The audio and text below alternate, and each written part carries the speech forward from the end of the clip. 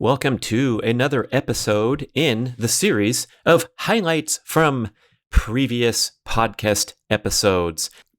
It is fun for me to go back and choose the great memorable clips from these wonderful guests, and I hope you are enjoying the series. Also, give us feedback anytime by emailing podcast@bradventures.com. And here we go with our first clip. This is from Steven Sashen. He is the founder of Xero Shoes, Xero, a wonderful minimalist footwear company. And it is so cool to see the growth of the minimalist footwear movement over the last nearly 20 years. Really cool that Mark Sisson just started a new company called Peluva, Peluva, and he's got a line of minimalist footwear that has some style, some fashion to it, and also the individual articulated toes, which give you the most authentic barefoot experience, but with the support and cushioning provided by the shoe. So it's a nice in-between, something that you can wear around for fashion as well as work out in when you gradually build up your competency. So in this interview with Steven, we talk about the rationale and the benefits of a barefoot dominant lifestyle. That is also the topic of one of the ebooks that you can download at bradkearns.com. If you haven't already, please go and click the link to sign up for the email newsletter list, and you'll get an assortment of wonderful ebooks on many different topics of healthy living. But I especially like the barefoot book that Mark Sisson and I put together a while back, because the lifelong constriction and weakening of our feet by wearing shoes is a major problem. There's a huge percentage of adults that suffer from chronic foot pain, and there's a right way to extricate yourself from this doom, and that is to get your feet strong again, but not rushing into it and doing things crazy when you haven't been adapted because you've been wearing shoes for years. So when I first got my first pair of minimalist footwear back in 2006, I would put them on, I would jog around a little bit, and then of course wear my cushiony shoes for, let's say, the duration of my running miles. But as the years went by, I started to adapt better and better, and now I think they're the best shoes to wear for sprint workouts, for strength training sessions in the gym where you want to really feel and get that proprioception increased. That's the awareness, the kinesthetic awareness of your body and space, and that starts in the very nerve sensitive feet. That's why Asian Chinese medicine emphasizes acupuncture and pressure points in the foot. So when you are wearing a minimalist shoe, or better yet, barefoot, when you're really strong and adapted, that's when you have the best balance, the best mobility, the best kinesthetic awareness. But again, it takes some work to get to this point. So that is a long tee up for a nice clip from Steven Sashen. And if you go back and listen to the entire episode, it's really cool also that not only is he an executive of founder of this great company, but he's also a competitive masters track and field sprinter. So we have a lot in common there. I loved hearing about his athletic endeavors, and it's also cool that he's walking his talk and he's the real deal, putting his athletic performance on display in the really short sprints. So he's like a 60-meter, 100-meter specialist when he's not making wonderful shoes from Xero Shoes. Enjoy Steven Sashen. Yeah, no, that's exactly it. And so, backing up to the point about big shoes, there are a couple things. Let's start with something that most people don't know, and this is really important. Why do modern athletic shoes look the way they do? Most people think it came from research, and these big companies have done a lot of work to make them, to make them better. Well, if you look at the research on running injuries prior to, say, 1970, there is none. It just wasn't happening. There wasn't enough of it going on to warrant research. And so we talked about this before we started. There's a Facebook group. I don't remember which one it is. There's a bunch of them about running shoes. And someone posted a picture of a running shoe from 1970-ish. It was an Asics marathon shoe, and it was a minimalist shoe, flat, thin, light. And almost every comment was someone saying, "Oh my God, I'd get shin splints if I ran in those shoes." Well, how come none of the guys running in those shoes back then got shin splints? It's not about the footwear. It's about the form. It's like we said at the beginning of this thing. So the modern athletic shoe didn't come from all this research. In fact, the way it happened Bill Bowerman, from when he started Nike, was sharing a building with some podiatrists. They might have been either orthopedic podiatrists or sports podiatrists. I can never remember that. I'm not good for very specifics. I'm good at the big points. And Bowerman came to them one day and said, I got these runners who are getting Achilles tendonitis. What do you recommend? And they said, oh, well, clearly their Achilles have shortened from wearing higher heeled dress shoes. So make a higher heeled running shoe, like put a wedge of foam in there to accommodate that. And that idea sold really well. And the footwear industry, now that I've been in it 12 years, I can tell you, it's just a bunch of copycats. Like if someone starts selling something and it's going really well, within a few years, everyone's doing it because they're afraid they're never going to make any money again. Like when the barefoot thing kicked in 2009, 2010, running shoe companies were putting out all these articles about how if you ran barefoot, you're going to step on hypodermic needles. You're going to get Ebola. Your kids won't get into college. You'll forget how to dial your phone number. I mean, crazy things, because they were terrified no one was ever going to buy a pair of shoes again. Well, cut to 30 years later, after this whole idea of the wedged heel came out. And by the way, one of the best running coaches ever, Arthur Lydiard from New Zealand, had more world champions and Olympic champions than anywhere else, coming from a tiny little country. Lydiard apparently said to Bowerman, those shoes you're making are going to kill people. And Bowerman's answer was, we're selling a ton of them.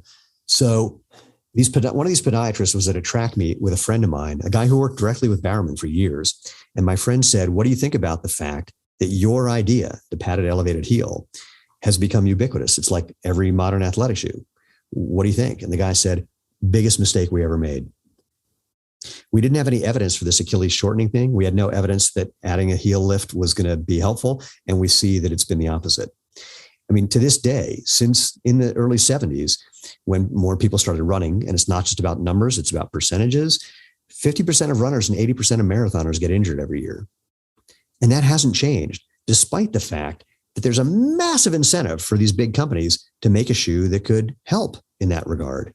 If you could, I said to a guy from Adidas, we were at a panel discussion. It was me, a guy from another minimalist, and a guy from Brooks and a guy from Adi.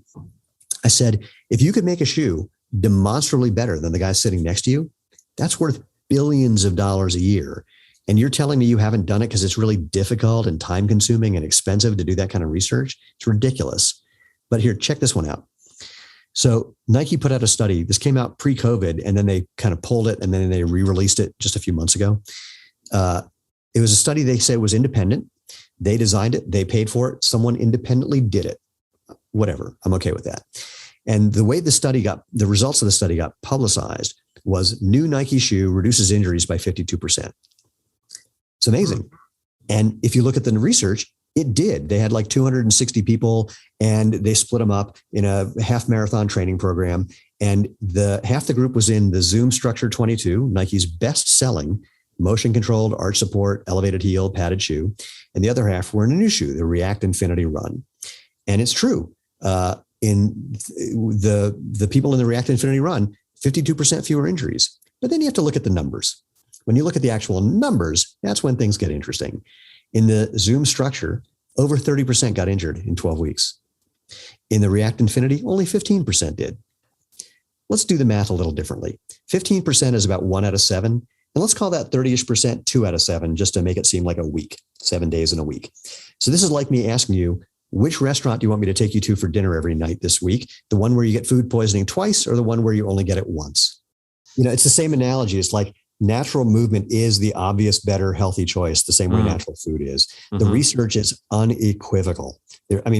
Dr. Isabel Sacco in Brazil took a bunch of elderly women, put them in minimalist shoes. Their knee osteoarthritis went away because they weren't putting force into the joint by overstriding and heel striking. And because your body is designed to do it. Anyway, we can dive into that. We don't have time, but suffice it to say, it does take let's call it a bit of intellectual courage to recognize that we have been sold a bill of goods for the last 50 years by companies who are promising instant solutions. And ironically, the instant solution is the one that we had before they started telling us that story. You go to places where they don't have footwear and they don't have these problems that people are getting treated for. Again, back to Dr. Irene Davis from Harvard. She said to me at one point, if we just got kids wearing minimalist shoes like yours, in 20 years, we wouldn't be treating adults for the billions of dollars of problems they're trying to get cures for now, because they wouldn't develop these habits. If you want to see something, and we've all seen this, Go watch little kids run. Again, they're smiling. They have amazing form. They have just the right amount of lean. They put their feet underneath them. They're having a good time. They stop when they're tired. They start again a second later when they're ready to go again. And then you watch what happens when they start putting on big, thick shoes, and it all changes. And sitting around all day in Doesn't school and playing with video games. I've read where the ideal natural runner is like 5 years old, and that equates with kindergarten. And then when you get to first grade, you start to get more academic, and they lose it, and they're developing all these kind of movement patterns that are leading to dysfunction over the years. If you just, to your point, I said this at that panel discussion. It was at the American College of Sports Medicine that I mentioned earlier. I said to the guys from Brooks and Adidas, I said, look, the more you understand about feet, the more you look into how feet are supposed to work, what they do, bend, flex, move, and feel, the more you look at the research on natural movement, because there's quite a bit of it, it becomes impossible to conclude anything other than the design of the modern athletic shoe is just fundamentally wrong. And next on the panel, let's hand the mic over to the representative from Brooks to answer Steven's comment. There's a long pause, and the guy from Audi says, yeah, but not everyone's going to switch to your shoes right away. It's like, wow, answer. That's the best you've got? Right. Well, yeah, they're not, because you've convinced people that they need your product, and they haven't had the experience of doing something natural. And all I can say is, anecdotes do not equal data, but we've got almost 40,000 reviews on our website from people saying, oh my God, these are so comfortable. Oh my God, they changed my life. Oh my God, et cetera. And you don't see that from Nike and Brooks and Reebok. And, we have the number of people who own more than 10 pairs of Xero shoes is very high. You don't hear that from people who aren't collectors. You don't hear that from people who are, who are looking for something to wear all day, every day. So it's just a whole different game. Once you get used to doing what's natural, you can't go back. I mean, my wife said it. She goes, I hate that we own this company. I said, why? This is years ago. She said, because I've been looking for a nice brown leather boot, and I found one that I like, but it's got a 1/4-inch heel, and it feels like I'm going to fall on my face when I'm wearing it. Mm-hmm. And so we made her a brown leather boot. Oh, how nice. Without the 1/4-inch heel, you just take a hacksaw to it, and then there's your prototype. Well, you could do that, or we just built one from. Actually, we couldn't even do that because it also had a pointy toe and was squeezing her toes together. So, that's the simplest thing I say to people when they talk to me about shoes. I go, look at the shape of your shoe, the toe box, and then look at the shape of your foot, and then look back at the shoe, look back at your foot, look back at the shoe, and ask, why are you trying to put something foot shaped in something not foot shaped? I mean, or think about babies when they start learning to walk. You can see that they're working the problem. They're, we love baby feet, and they're, trying to flex and move their feet, and you can tell they're trying to feel things and make it all work. I mean, you would never squeeze their toes together and elevate their heel and mess with their posture, or put something stiff underneath their foot so that it couldn't move or feel. And if you wouldn't do it to a baby, why would you do it to you? Well, they used to bind the feet up in Asia, right? So that's a great idea. That's the ancient ridiculous notion today, but we're doing it to kids as soon as they get their first pair of shoes. Yeah, absolutely. Yeah, and it just doesn't. And part of the reason that it doesn't make sense to people is they didn't have an option for the last 50 years. It's only the last 45. It's only since 2009-ish that this became even an option. And again, in Europe, we don't have an argument about whether this is legit or not.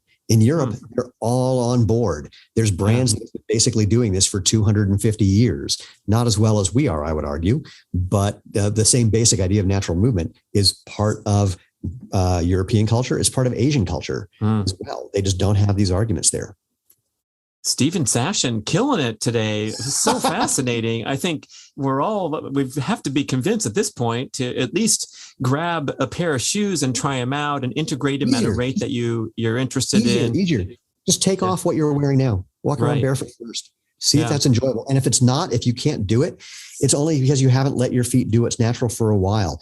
Give yourself little doses. Do a couple little foot exercises. Look up foot strengthening on YouTube. And then, because you take your arm out of a cast, you can't start throwing baseballs right away. It takes 8 weeks so you have some strength again. So, do a little strengthening. And then if you feel like you want to try it, that's why we're here.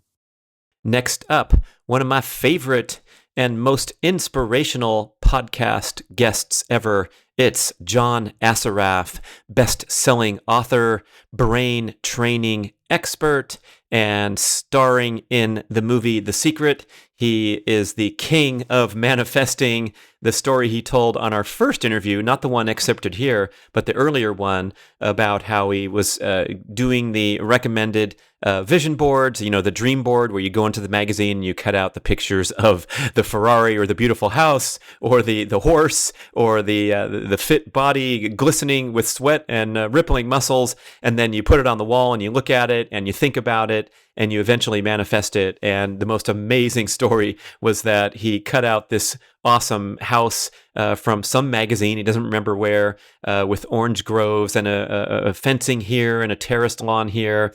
And then he actually bought the very house that he cut out of some random magazine years before that. That's how strong the power of manifesting has been in John's life. And if you are like me and at first glance dismiss this kind of stuff as woo-woo because it's often misinterpreted and misappropriated, where the classic example of trying to manifest my dream boyfriend who has a slight razor stubble and a red Ferrari and he flies in a private jet. No, that's not what we're talking about here. He's talking about being grateful for where you are and what you have now, and then just forming the intention to head in a certain direction and think about it and write about it and tell yourself about it with positive self-talk. That starts to make really interesting, logical sense, because look, wherever you are right now, you thought about it and dreamed about it first. All the successes that you've had to date, think about that for a moment. So when you get rolling with this guy, he's such a professional, he's so smooth, so powerful as a speaker and a presenter. I'd love for you to watch the YouTube interview so you can see John visually, but please go back and listen to the entire episode and dig this really cool clip where he's talking about the power, the skill of earning money, how simple and easy it is for everyone. I'm like, okay, man, tell me more. And also a little bit of brain research and brain science that will be a wonderful quick takeaway. John Assaraf. We need to understand how to work with our brain instead of against it. And most people just have never learned the process. When we talk, for example, about, is it possible to double your income or triple your income in 12 months? Of course it is. There are people doing it all over the place. But if you've got a habit of earning a certain amount and you're in a comfort zone of that amount, even if you're miserable, and in order to earn 2 or 3 times, you have to change some of your habits. You have to change some of your thinking. You have to change your emotional control abilities and skills. It's like, I prefer to master disappointment versus mastering change, because disappointment is something I already know how to do. So when we're dealing with the neuroscience of this, it doesn't matter if we're looking to make more money, get away from a relationship we're not happy in, ask for a raise, start a business, write a book, learn a new skill. Our brain is consistently looking at what is the cognitive load and the metabolic expenditure for that. And if there's any risk of failure, now it's like, oh my God, I'm gonna try and fail, and therefore I'm gonna be disappointed anyway. I'm gonna maybe be embarrassed or ashamed or ridiculed or judged or rejected. Like, why the hell do I want to do that? So now the capital expenditure not only is around glucose, which is what our brain is regulating, and obviously all the other salts and neurochemicals, but now there's a chance that my self-worth and identity are going to be challenged as well. So like, you know what? Let me watch a Netflix movie. Oh, my friend's going to meet at the bar. Oh, let's do that. I'll come back to this later. Now, what allows us to make advancements is to increase our level of awareness of here is what's happening, right? And then come up with counter strategies for when this happens, right? So if I said to you, hey, you want to get in shape, great. You're going to need to, let's just focus on the proper nutrition and proper, beginner exercises. And if I just left you at that, you'd have to figure it out. But if I said, okay, proper nutrition, and here's what you're going to have for breakfast, here's your snack, here's your lunch, here's your dinner, okay, and here is the exercise regimen. And when you are hungry, if you are hungry, eat this and do this. And when you don't feel like exercising, do this instead of that. And after you exercise, you might be a little bit sore. So take this, okay? Now, if I give you an easy framework to follow and give you some of the support, it makes the change easier. Not easy, but makes the change easier. Why? Because I have set you up to succeed. I've set you up to not have to win. All of that stuff, right? Then we take the cognitive load that cheaper. And then if I pre-frame, we call it, if I let you know what the experience is going to be like, and I get you to pre-commit to overcoming the challenges before you even have them, now I've created a map or an experience of something that you are going to experience. So most people are just ill-equipped with the right process for change. It's not that they can't, they just don't know how to. And then you try to use willpower, which becomes very, very weak as a neuromuscle by 3-4 o'clock every day. I like that analogy of the map where you could be looking at your route, driving over the Colorado Rockies and describing how tough these mountains are going to be on your car engine and get ready. And then it gets really cold up there and you're going to have this challenge and that challenge. But when you see it in front of you, oh my gosh, it's so much more, comfortable to go and take on the challenge. That's right. Yeah. So, when we're talking about, change your brain, change your income. First, we have to change how we think, right? And what we focus on. Then what we've got to do is understand how to manage the emotions during change. And then we need to know what are the right behaviors. So we're not wasting time figuring it out. And then if we get ourselves in the right environment that fosters growth, boom, that makes it easier and it happens faster. Change your thinking, manage your emotions, put the right behaviors in place, and create the right environment. Simple as that. Yeah. And that's what that gives you is predictable results. Sure. So the natural reaction of our brain when we are outside of our comfort zone is resistance. Okay. So think of a rubber band, right? If we take a rubber band and we stretch it, we feel resistant. That's what it's supposed to do. So whenever we feel resistance, instead of allowing the resistance to control us, why not ask, why is the resistance here and not here? Like, what is causing the resistance? The resistance is an effect, right? So think about resistance as stress, right? Resistance is a form of stress. Now, what is stress? Stress is simply when the demand exceeds my current capacity. So the resistance we feel is when we are getting to the edges, okay, of our mental or emotional or financial or physical edges. So the resistance isn't the problem. The question should be, why is the resistance there? And is there a way to expand me so that I don't meet the same resistance points?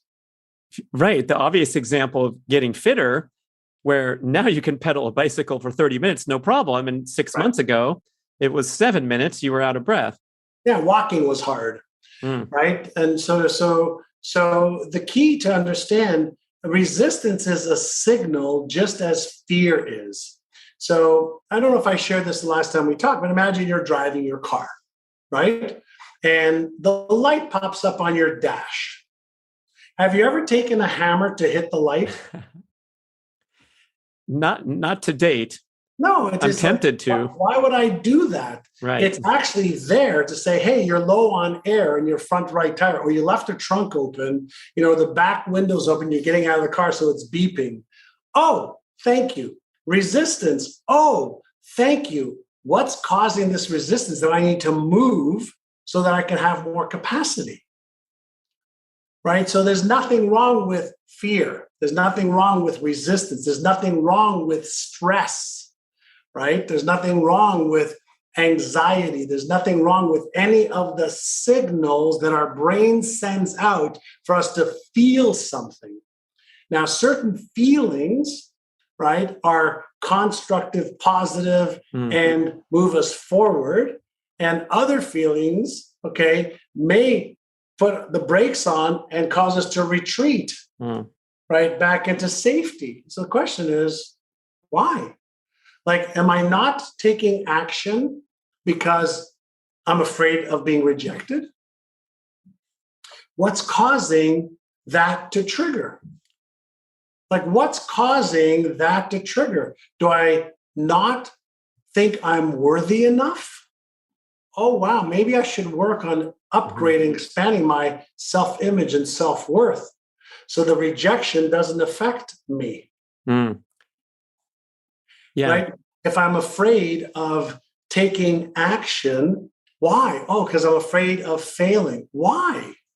Well, because if I fail and I lose money, I won't be able to pay the mortgage, and it's going to put a lot of stress on my children and wife. Oh, okay. Is there any way I can protect that from happening? Right? So there's nothing wrong with the feeling. The feeling should give me a place to move forward in my understanding and in my strategy. And when I can learn how to be more aware of my thoughts, my emotions, my feelings, my sensations, my triggers, my move towards behaviors, my move away from behaviors, now I can be deliberate and responsive versus unconsciously reacting to all my old patterns. When we're talking about money, the skill of earning money is readily available to anybody to learn. It's a skill no different than chess or checkers or knitting or playing, tennis. It's a skill. And for somebody who is committed to learning the skill, they can get better. And they're going to be clumsy beginners at first. And then with practice, they can get better, as long as they're practicing the right things. But if you keep practicing the wrong things, you just get better at the wrong things. So it's not practice that makes perfect. It's perfect practice that makes perfect. Too many people are repeating patterns over and over and over again. Language patterns, emotional patterns, behavioral patterns, and I wonder why I keep seeing scarcity. But that's the pattern you're practicing. And is there scarcity? Yes, for the people who believe in scarcity. And is there abundance? Yes, for the people who believe in abundance and for people who do things to connect with and resonate with the abundance. And you know where it all starts? Right in there, right in between your two ears. So the language patterns, what's an example of maybe wanting to change from scarcity to abundance? So language patterns and what we say activate chemicals that cause us to feel a certain way.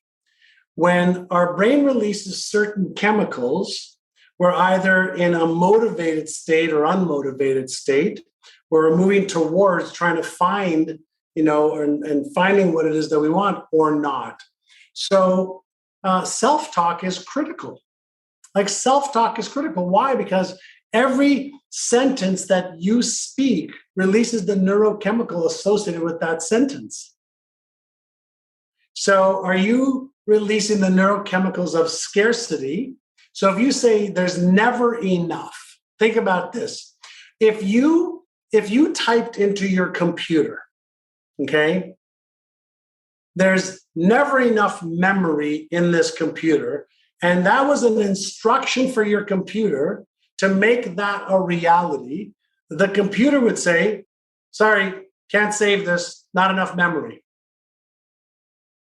What would you type into the computer? There's always more than enough, right? So what do you think our brain is? It's a bio computer. Now, when we say there's always more than enough, and it's easy for me to find it, your brain says, okay, let me make that a reality. When you say there's never enough, I'm so tired of being in debt. Your brain says, okay, you just said what I am. Mm. Mm. So there's a part of our brain that is extremely literal. This goes for unspoken thoughts as well, I would imagine. Of course.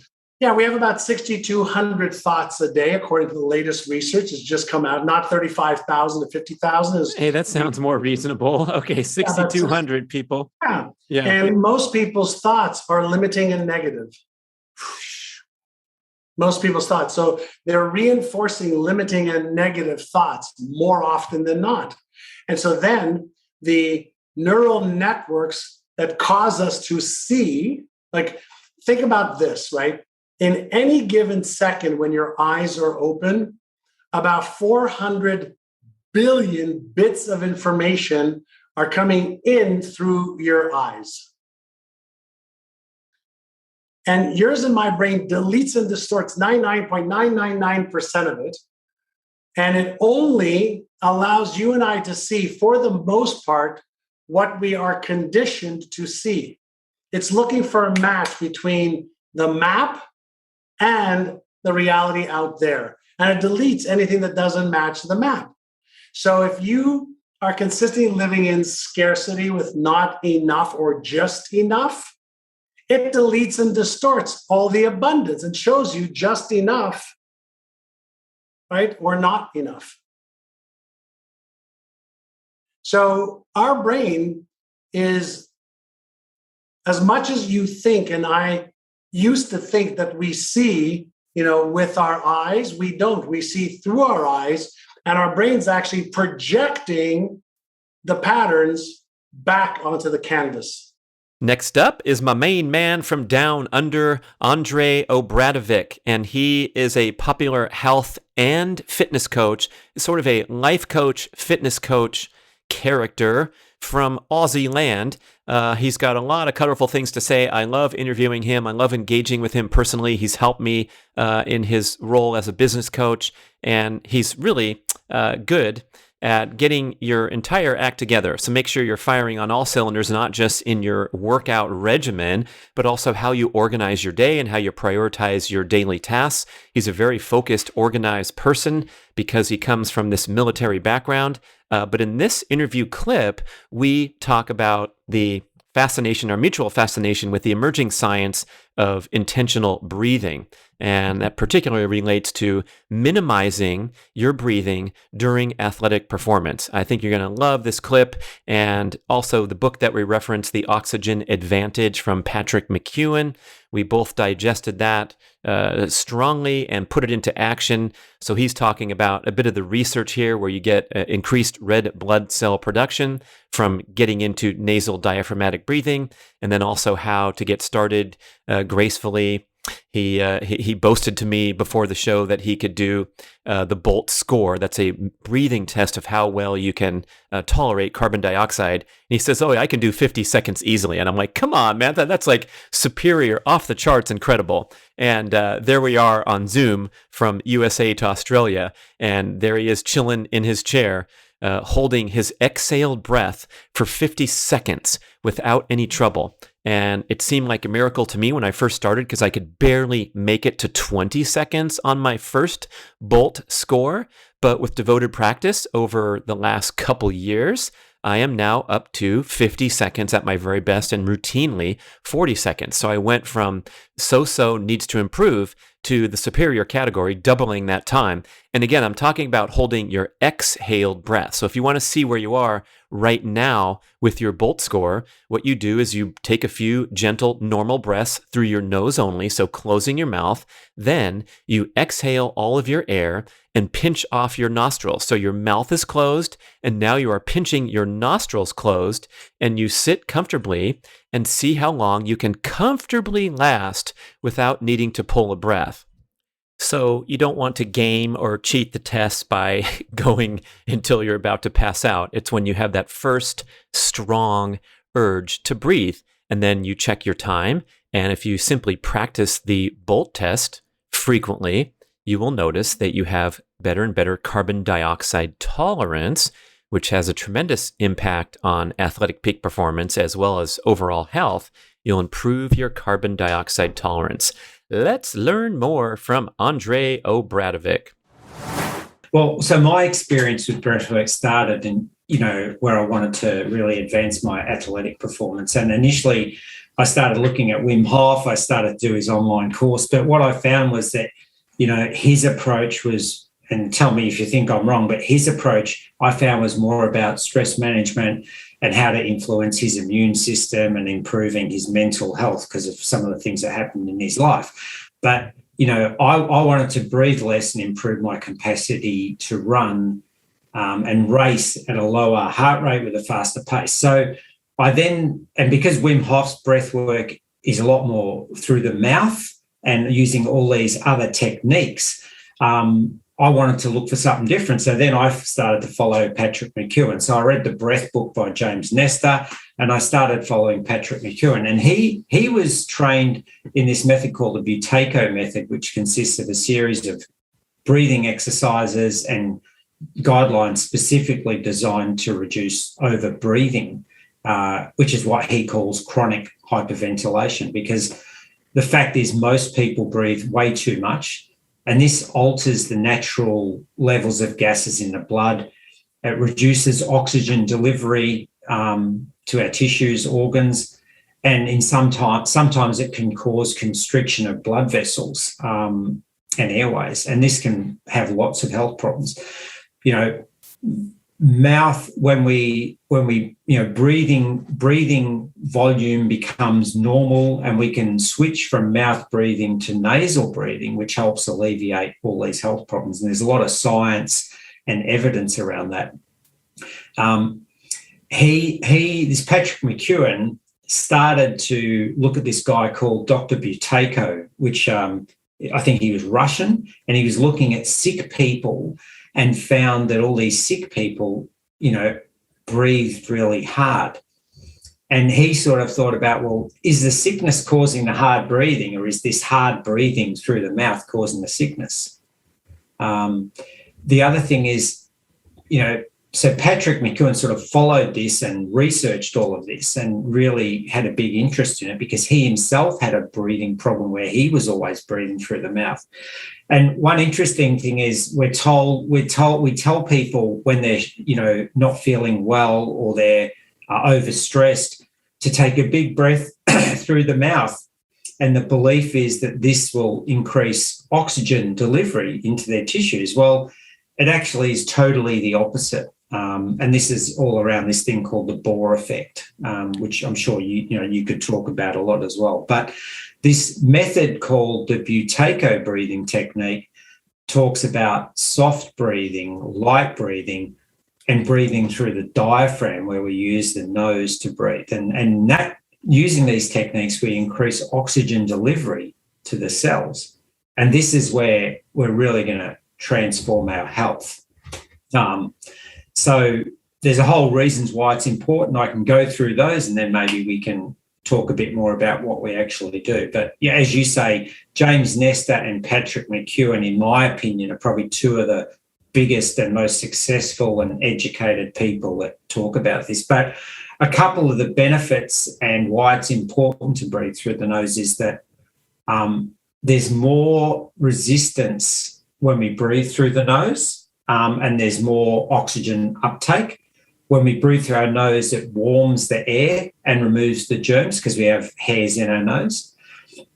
During exercise, you can breathe through your nose and work at an aerobic level to increase the oxygen that comes into our muscles, improves blood flow, and that increases our ability of our mitochondria to function. And I guess the last two are that the nose acts as a reservoir for nitric oxide. Now, there's an important bit to come about where nitric oxide is as well. And therefore, with breathing slowly through the nose, takes the nitric oxide down into the diaphragm and the deep part of the lungs. And that improves oxygenation of the body.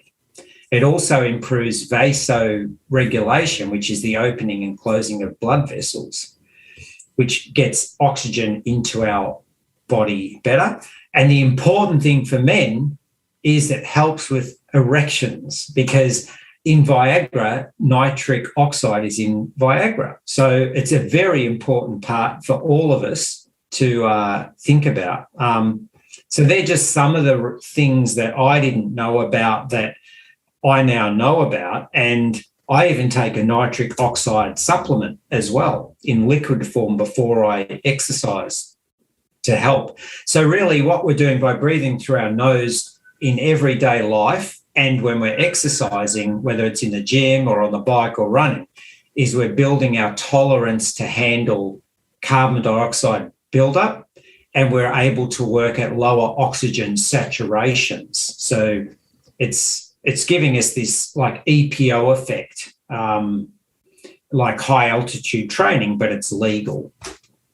Next up is my main man living the incredibly healthy and fit lifestyle down in Austin, Texas. He was there before it became cool. He was born and raised in Austin, and his name is Dude Spellings. That's right, Dude Spellings. Excellent speed golfer and all-around fitness enthusiast with tremendous results and performances, even past the age of 50. He's the guy who jogs 3 miles in the wintertime to a pond and goes in for a 20-minute cold plunge experience, 20 minutes in 50-degree water, and then jogs home to warm up. So he is out there on the cutting edge of peak performance, and he has a great scientific grasp of all the health and fitness matters of the day.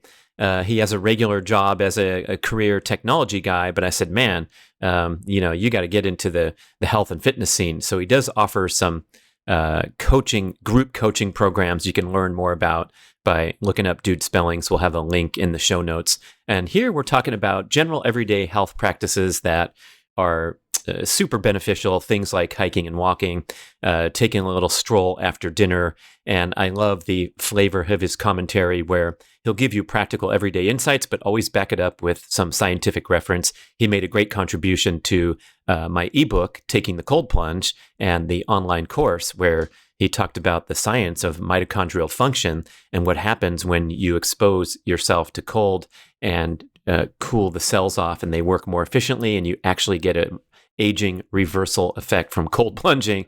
So lots of information from Dude Spellings. Here we go.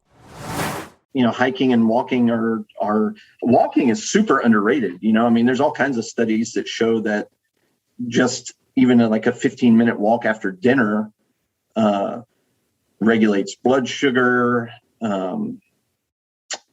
People sleep better. Like there's all kinds of benefits to even not just lowers blood sugar, but lowers A1C as well if you do it regularly.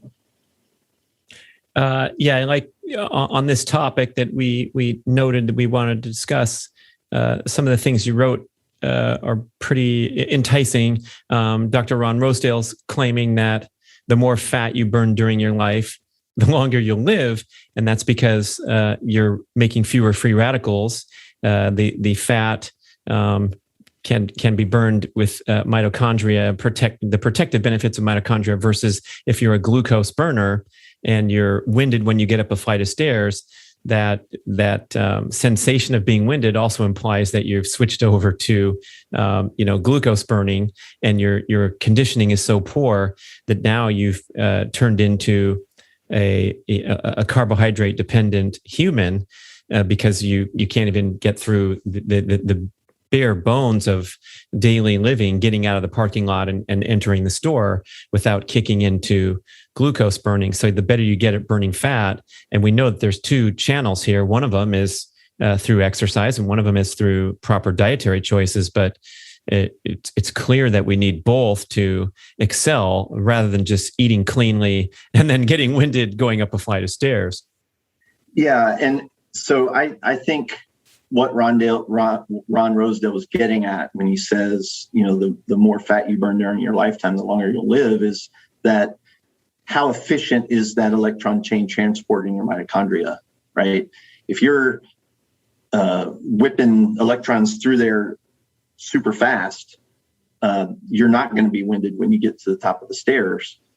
And another thing that's a little bit interesting, I haven't mentioned this to you, so we'll see how this goes. But so I got my cold plunge, right? I got my chest freezer all set up and everything. Ooh. And, I had to do a bunch of research on how to keep it clean and sanitary and all this stuff.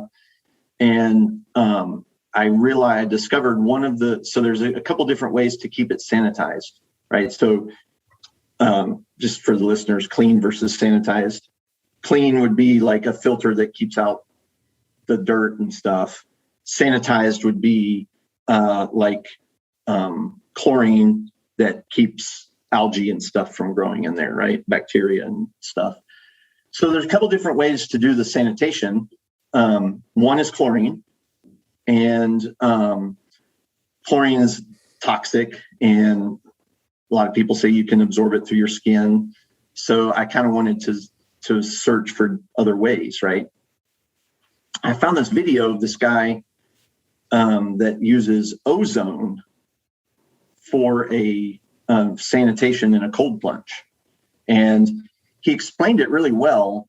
And really what it boils down to is that the reason that chlorine and the ozone both work is because they add extra electrons to the water, which disassembles. It's able to, I guess disassemble is the right word, but it's basically the charge is strong enough that it disables the cell membrane on bacteria. Next up, we have Dr. Janine Krause, one of my favorite Instagram accounts because she films these wonderful, short, healthy lifestyle tips and tricks. And in our interview, she's talking a lot about the book that she published recently called What's Up with Acupuncture, where she describes for the casual, interested enthusiast what it's all about, how it works. It's not voodoo medicine. It's only a few thousand years old and time-tested and proven to have great results. And she tells us just why that is. Dr. Janine is an expert in functional health, functional medicine. And if you're not familiar with that term and that entire field of healthcare, they're looking at function instead of a disease model. So it's really helpful for times when you're just not feeling great, or you have especially problems with your gut function. When you go to the mainstream medical route, they're going to say you're fine, or perhaps give you prescription medication to try and address the symptoms. But functional medicine goes looking for the cause and trying different lifestyle interventions as well as supplementation. So, oh my gosh, I've referred many people to Janine in recent times for gut health concerns, recovering from pandemic illness and getting all the way back instead of dealing with these nagging little issues. So she's a wealth of knowledge in the progressive health space. And here in this clip, we're going to learn a bit about the beneficial effects of acupuncture.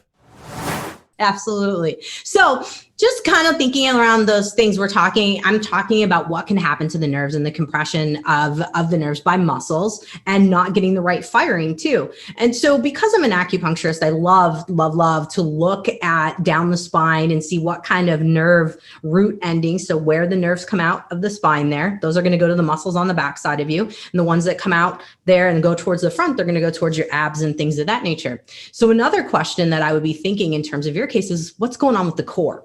And we know you have a good core. I'm not even arguing that. My question is, do we have one side that's a little bit more dominant than the other? And so that could be something to look at as well with videos and doing a shirt off kind of one. Us ladies will be like, oh, look at that. Brad with the shirt off. But I think it would be a good thing to think about in terms of balance there. And then with the landing, looking at balance. Now, going back to those nerves. So have you heard of like myotomes and where the nerves go out to the muscles and the nerves go out to the skin? Ooh, okay. So these guys can get impinged. So like when someone needs a chiropractic adjustment, and I know a lot of folks are on either side of whether chiropractic is useful or not. In my opinion, it's, whatever works is going to help. And there's a lot of great data with the vertebrae. When they're out of alignment, they can mess with the signaling to your muscles. So a lot of folks might have muscle imbalances that aren't necessarily a full strength issue, but more of the nerve not firing like it should, causing trouble with being able to keep the balance in the body. And then we end up with the cascade of injury because we're not keeping the right muscle tone. We're not getting enough of the firing to get the most explosive activity, or we're not getting enough muscle activity and tone to help balance the body while we're going through these motions. So something to think about in this case. So it's just one of the fun things that I experiment. And so a lot of times in my office, I will needle someone that's having trouble in a certain area in terms of imbalance, and then we'll have them go lift. And then we have them come back and then go, all right, did we get that corrected? And sometimes we can get it really good. Sometimes it's a little bit more. Sometimes I've got to do a little bit of these neurological drills to get things changed up with folks. So it kind of all depends. Now, we talked a little bit about dexterity. And this has nothing to do with your jumping or your hamstring injury, but I figured I'd mention that a little bit. And then I'm going to segue, if you're cool with it, into talking about the body tempering, because that was something that I was like, maybe this could be useful for you. It might actually be something that can help those muscles to regulate. So dexterity. I'm holding a squishy ball. A lot of people have seen these little stress balls. They give them out at like when we used to have conventions. Yeah, like when there were conventions and we could all hang out together. These stress balls with everyone's logo on them, we like kind of leave them around and like, I don't know, give it to the dog, let the dog chew it up. But actually, these could be really, really useful for you, because most of us as humans have trouble with things like carpal tunnel, have trouble with actually feeling things with our fingers. And same goes with our feet. I like to do dexterity stuff with our feet too. And this could be something that could help prevent folks from having the plantar fasciitis issues as well. Don't do this while in a flare, by the way. You'll hate me. But when you're working on post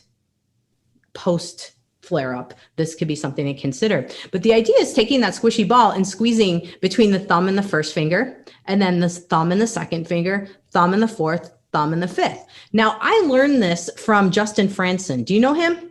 No. He's a coach, has a book called Athleticism.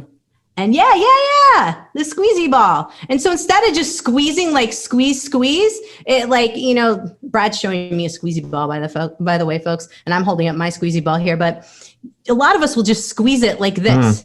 We have this motion down. As humans, this is why the squeezing. We can make the fist motion. Yes. We can make fists all day long. What we need to be doing is more stretch and more individual. And you can see, like, even with my pinky, I need to work on this still. And this has been something I've been working for a couple days, weeks, and squeezing. But if the more dexterity you have in your fingers, the better you can grip strength things. So for those of you that are bar athletes and folks that like to do lifting, but also rock climbers, folks of that nature, all this dexterity, great for that. But for life in general, now this is going to prevent you from having injuries where you can't open jars and we're having to ask other people to help us, things of that nature. And then the reverse of this is working on stretching your fingers back out. I didn't bring my rubber band down here, but I take a nice rubber band and put it around all of my fingers right at those like distal joints. And then I stretch out my fingers. And then I bring it back in, kind of like a starfish, stretching out and then bring it back in. That'll help you to work on the opposite motion that we don't do very often with our fingers, that we absolutely can. So folks, what I'm talking about here is dexterity that helps with neurological balance in terms of your fingers, being able to grip things, hold things, grocery bags, whatever it may be. Because if the fingers get off and we can't feel our fingers in space, a lot of people have numbness in their fingers. Now we're going to mess up how the elbows work, how the shoulders work, and go all the way up into the neck. So the more we can work on dexterity on the endpoints, the better. Same thing goes with the feet. I want you to describe one of the favorite things I've heard out of your mouth. As soon as you said it a couple of years ago, I implemented it immediately, and it's been really a wonderful component of my overall training regimen. And that's this parasympathetic effort that you do following a high intensity workout where you've stimulated fight or flight, you've worked hard, you've done your reps or your sprints or whatever it is, and then you come home and take a little time. So describe that sequence that you recommend. Yeah, so positional parasympathetic breathing, I got that from Dr. John Russin, and he literally was like, 5 minutes after your workout, try this out. I'm like, okay, cool. So you lay down and you put your legs up onto a bench or a chair, whatever you can do, where you've got your calves up there and your heels are on the table or chair. And you're literally breathing, just chilling. And what that does, that 5 minutes of time, stops that cortisol pump. Because after a workout, we're pumping the cortisol. And if we go on to like the shower, the car, the next thing, we're going to keep that cortisol pumping, and we're going to waste a lot of our energy that we could use for other things during the day. And so having that cutoff at the end of the workout to tell the body like, hey, workout's over, we're going to move into the next thing, is huge. It will help you ease into recovery, but it's also going to help your neurological system know like what is stressor and workout and what's like chill now. When can we stop being in fight or flight mode? And this is really kind of an extension of, or my talk today about all the different nervous system stuff is an extension of helping the body feel safe and helping the body get into parasympathetic mode. Because unfortunately, in the world we live in, we are in sympathetic mode more often than not. So our nervous system is kind of always trying to figure out, like, am I safe? Am I in balance? What do I do? I don't know. And so doing the positional parasympathetic breathing tells your body the workout's over, stop being in fight or flight and pump mode. Let's go into chill mode. Yeah, it's a big step beyond the cool down, which we know is so important to bring the blood back to the core from the extremities and lower your body temperature and your breathing. But then I've generally found a lot of times coming back home and feeling a little bit wired to the extent that I'm going to go clean the house now. And then I'm going to go do some yard work because I'm on this artificial high from the fight or flight hormones pumping through my bloodstream from the recent sprint workout. And so, boy, if you can kind of piggyback a proper cool down with this positional parasympathetic breathing. I love that. I love that description. Then you can kind of come off properly and recalibrate. And of course, that's accelerating the recovery process because, like you said, we want fight or flight to be short, temporary, extreme, and helping our performance tremendously, and then turn that switch off, just like in the ancestral experience where we run for our lives and then we're safe and we calm down and go back to hunting and gathering, chilling. Yeah. No, I mean, it's something that unfortunately we don't do the primal response as well anymore. We're on full on sympathetic, and being able to tell our body like we're safe, we're cool, everything's over, we're going to go into parasympathetic mode is huge. I mean, I think it's possibly one of the key things for longevity, being able to get into parasympathetic mode more often. Thank you for listening to the show. I love sharing the experience with you and greatly appreciate your support. Please email podcast@bradventures.com with feedback, suggestions, and questions for the Q&A shows. Subscribe to our email list at bradkearns.com for a weekly blast about the published episodes and a wonderful bi-monthly newsletter edition with informative articles and practical tips for all aspects of healthy living. You can also download several awesome free ebooks when you subscribe to the email list. And if you could go to the trouble to leave a 5 or 5-star review with Apple Podcasts or wherever else you listen to the shows, that would be super incredibly awesome. It helps raise the profile of the B.rad podcast and attract new listeners. And did you know that you can share a show with a friend or loved one by just hitting a few buttons in your player and firing off a text message? My awesome podcast player called Overcast allows you to actually record a soundbite excerpt from the episode you're listening to and fire it off with a quick text message. Thank you so much for spreading the word. And remember, be rad.